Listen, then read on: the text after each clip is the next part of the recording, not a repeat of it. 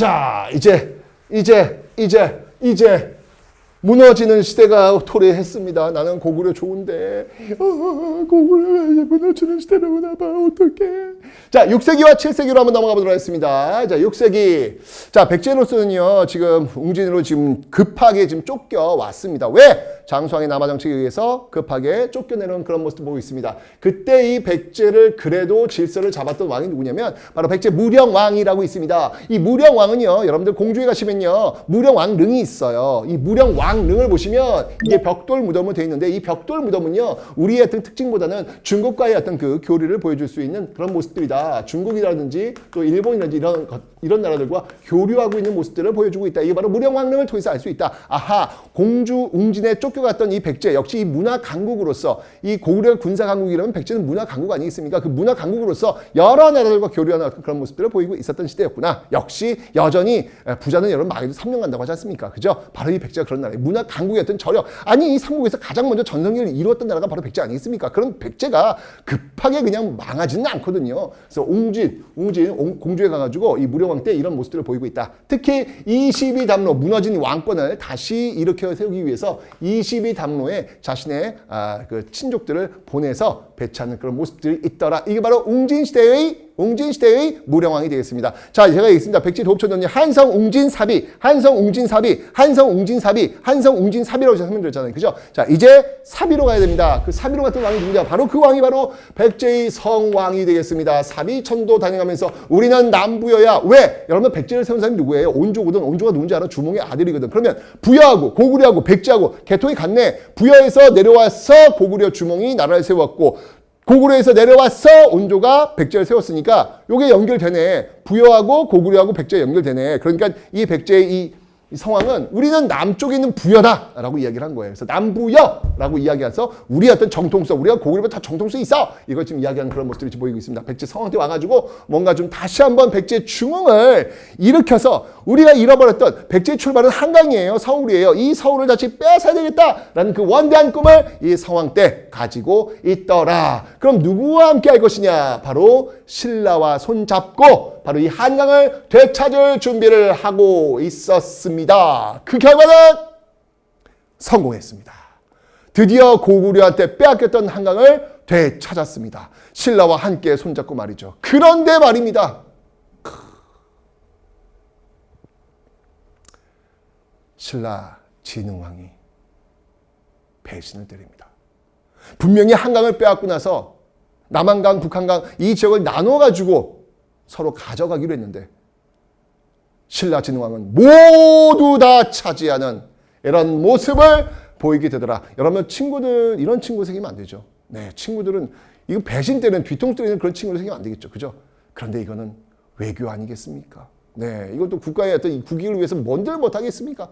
이런 상황 속에서 결국 신라는 배신의 길을 택하고 한강 지역을, 전역을 차지하는 그런 모습을 보이더라. 백제로서는 열받은 것이죠. 그래서 결국 이 신라의 진흥왕과 관산성 전투에서 한판 붙게 됩니다. 열받잖아요. 그런데 그때 백제 성왕이 전사하게 됩니다. 뭐야, 백제는 지금 왕이 이렇게 몇 명 죽은 거야. 계로왕도 죽었잖아, 지금. 장수왕에 의해서. 그지? 근데 이번엔 또 뭐야. 신라 진흥왕에 의해서 또 이제 성왕이 죽은 거야. 정말 백제는, 정말 백제가 아니었으면 이게 버티기 쉽지 않았을 거예요. 이 왕이 지금 2명이나 죽었는데. 그죠? 자, 어쨌건 이 관산성 전투가 있었다라는 것을 기억해 놓으시면 되겠습니다. 오케이, 갑니다. 그런데 여러분들 백제가요, 대단한 나라예요. 나중에 7세기 오면 여러분들 이제 여기 안 썼지만 무왕이라고 있어요. 백제 무왕. 이 무자가 뭐냐, 싸움 무자잖아. 예, 그래서 이게 정말 또 신라 엄청 압박해요. 왜냐면 선대를 죽였던 그런 나라니까 또 엄청 압박하는 그런 모습에서 이 위기에 또 처하게 되는 그런, 신라가 위기에 처하게 되는 어떤 그런 상황도 오게 됩니다. 어쨌건 자, 이제 6세기 주인공은 제가 아까 얘기했습니다. 4세기는 백제, 5세기는 고구려, 6세기는 신라라고 설명드렸습니다. 이제 바로 신라의 그 전성기를 오게 됩니다. 신라도요, 마찬가지로 그 전성기 꿈이 있었던 거야. 우리도 한강을 차지해가지고 우리도 고구려 군사강국, 백제 문화강국처럼 우리도 좀 그런 나라가 되고 싶어라는 꿈이 있었던 거야. 근데 나도 성공하고 싶어. 나도 뭔가 좀 이루고 싶어. 나도 뭐 좋은 거 좀 갖고 싶어. 꿈이 있었던 거야. 근데 얘기했죠. 그 꿈을 이루려면 뭐가 된다? 철저한 변화와 철저한 개혁, 내려놓는 게 있어야 되는 거야. 이제까지 살았던 삶과 단절하는 어떤 그런 변화가 필요하다. 그거를 신라가 해요. 6세기 때. 어느 왕이? 바로 지중왕과 버풍왕이. 고구려에서는 소수리 왕이 했다면 이 신라에서는 지중왕과 버풍왕이 그 변화와 그 개혁의 끈을 당기는 역할을 하고 있다라는 것이죠. 자, 지중왕 같은 경우 볼게요. 자, 이제 우리도 드디어 이제 마립간 이제 그만. 야, 다른 나라 지금 왕인데 우린 마립간이 뭐야? 우리도 왕하자, 왕. 야, 지중왕 때 왕. 우리도 왕이야. 이제 뇌물 마립간이 아니야. 뇌물 왕이야. 이제 지증 마립간이 아니야. 지증 왕이야. 우리도 왕이야. 우리도 고구려 백제점 갈 거야. 이런 모습 보이고 있습니다. 그리고 이제 드디어 신라. 야, 설화벌이 뭐야? 설화벌이 무슨 도시명도 아니고 우리도 이름 나라 갖자야. 신라. 오케이. 이때부터 신라라는 이름 나오고요. 그 다음에 이제 야, 우리도 이제 정복군주의 모습을 보여야 되지 않겠어? 그래서 이때 우산국을 정벌하는 모습들을 보이고 있습니다. 우산국 정벌은 여러분들 이때부터 바로 독도가 우리 땅이라고 하는 역사의 첫 출발점을 이루게 되는 그 왕이 바로 지중왕임을 여러분 알 수 있습니다. 이때 바로 이사부, 신라장군 이사부 지하에서 웃는다. 독도는 우리 땅. 그 독도, 그때 왕이 바로 지중왕이었다. 뭔가 새로운 어떤 변화를 보여주고 있다는 얘기죠. 그리고 버풍왕. 이름만 들어도 법 아니야, 법. 물론 이제 이 법이라고 하는 것은 불가의 법이긴 하지만 우리가 일단 딱 설명드릴 때 법이야, 법. 아까 얘기했잖아요. 새로운 시대를 열려면 새로운 법, 새로운 질서, 새로운 시스템이 필요하다. 아까 제가 소수리방도요. 이제까지 고구려는 잊어 라고 하면서 율령을 도입했다고 했지 않습니까? 새로운 고구려의 역사를 여는 거예요. 신라도 똑같습니다. 이제까지 신라는 잊어. 박석김 그런 시대 잊어. 마리까는 시대 이제 잊어. 우리도 이제 새로운 신라를 만들어보자 라고 해서 율령체제를 도입하고 있더라 라고 설명드렸습니다. 율령체제를 도입하고 있더라. 자, 이 관등. 율령은 여러분들 관리의 어떤 등급이야. 이런 걸 매기는 거예요. 왕의 어떤 그 위계, 왕의 어떤 그 강화, 왕권 강화 이런 걸 보여주는 것들이 율령에서 나오고 있다는 얘기죠. 그리고 불교. 똑같네. 이거 뭐야? 율령, 불교 이거 똑같네. 어디랑 소수리방 때 똑같잖아. 이제까지 고구려는 잊어. 그때 했던 게 바로 율령, 불교, 태학. 그 소수리방 아니었습니까? 신라의 법포가 똑같네. 율령, 불교. 네, 2차돈의 순결 계기로 해가지고 2차돈 너의 목을 벨 터이니 그때 너의 목에서 우유 같은 게 튀어나오고자 하는 연꽃이 맺힐 거야. 이제서야 비로소 부처님의 그 기적을 믿을 거야. 이렇게 해가지고 결국 불교를 공인하는 어떤 그런 모습들이 보이고 있더라라는 거. 그리고 버풍왕 때 세력이 약화됐던 바로 이 금관가야를 드디어 정벌하는 모습들도 보이고 있습니다. 여러분 아까 금관가야 기억나시죠? 바로 이 신라에 쳐들었던 외를 격퇴하기 위해서 광개토당 때 군대를 보냈단 말이에요. 그 군대가 금관가야까지 쳐들어가가지고 금관가야 세력이 약화했다 그랬잖아요. 망은 아니었고요. 세력이 약화되어 대가야로 그 세력이 재편되다 했는데 그 금관가야를 이제 신라 버풍왕 때 와서 멸망을 시키고 있다. 라고 하는 것을 기억해 놓으시면 되겠습니다. 오케이. 자, 법방할 때, 진짜 많이 했어. 이쯤 되면 여러분들, 진짜 신라가 많이 변하고 있네요. 그죠? 막 이름도 바꿨어. 내가 어떤 사람인지 설명했어. 그리고 주변국들도 정복했어. 지금 완벽히 지금 바뀌고 있는 모습들. 그 바뀌는, 뼈를 깎는 아픔, 알을 깨고 나오는 고통, 이런 것들이 있기 때문에 바로 신라의 전성기가 있더라. 이게 바로 신라의 전성기왕, 진흥왕이 되는 것입니다. 자, 이 진흥왕은요, 그렇죠. 정복군주. 전성기 왕은 정복군주의 모습을 보여야 될 거 아닙니까? 그 정복군주의 어떤 첫 스타트로서 바로 뭘 선택한 거예요? 배신을 선택한 겁니다. 이 진흥왕과 이 성왕, 이건 정말, 이건 있을 수 없는 일이죠. 이 개인 간의 관계 속에서는. 하지만 신라가 성공하기 위해서는 한강을 차지해야 돼. 한강을 차지하는 자, 한반도의 주인이 되리라. 이 한강을 차지하는 것이 가장 신라의 중요한 숙제가 있는데 그 숙제를 바로 이 진흥왕이 해결을 하게 되는 것입니다. 그래서 성왕, 미야나오 관산성 전투에서 성왕을 전사시키고 한강을 완벽히 차지하고 있는 모습. 이제 비로소 한강을 차지하면서 이 중국과의 선진 문물과의 직접적 교류가 가능하게 되면서 이제 신라 강국의 모습을 갖게 되는 것입니다. 그리고 이제 쭉쭉쭉쭉쭉 영토를 넓히면서 가는 곳마다 비석 세우는 거예요. 진흥왕 내가 왔노라. 이곳에 내가 순수 왔으니 이곳에 비석을 세우노라. 이것이 바로 진흥왕 순수빈이라.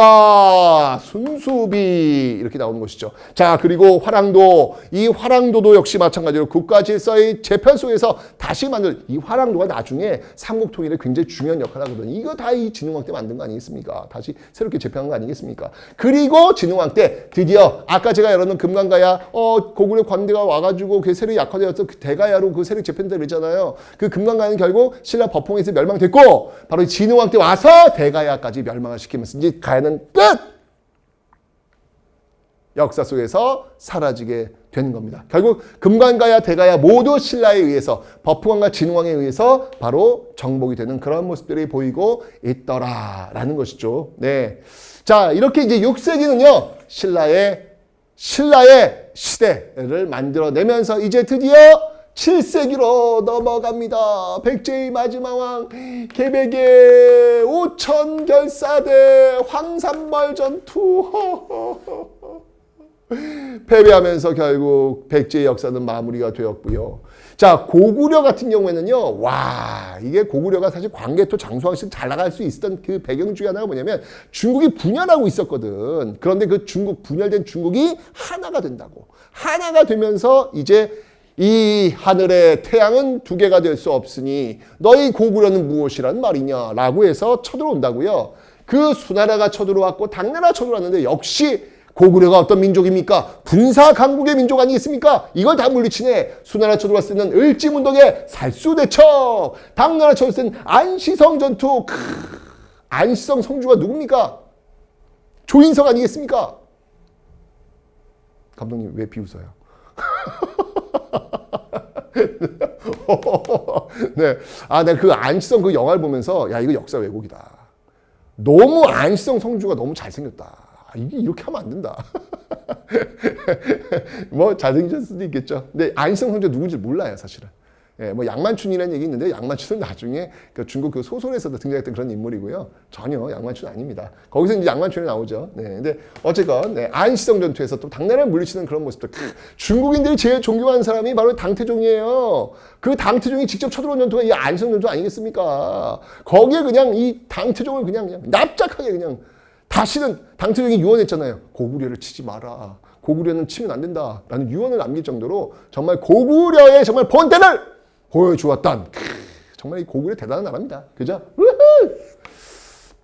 하지만 중국 당나라도 혼자 고구려를 치는 것이 위험하다는 걸 알았고 신라도 역시 마찬가지로 저 위에 군사강국 고구려가 있다는 게 부담스럽다는 걸 알았고 결국은 그 두 나라 신라와 당나라가 손을 잡고 고구려를 공격해서 나당 연합에 의해서 결국 고구려도 멸망되는 모습들을 보이게 될 겁니다. 아파. 자, 나당 연합에 의해서요. 백제가 멸망됐고요. 예, 고구려가 그 뒤로 이어서 멸망했다. 그런데 이 당나라가 야, 난 너희 신라도 우리께 되고 싶어. 너희를 먹고 싶어. 라고 하자 신라가 있을 수 없는 일 나당 전쟁을 일으키면서 매소선 기벌포 전투 매기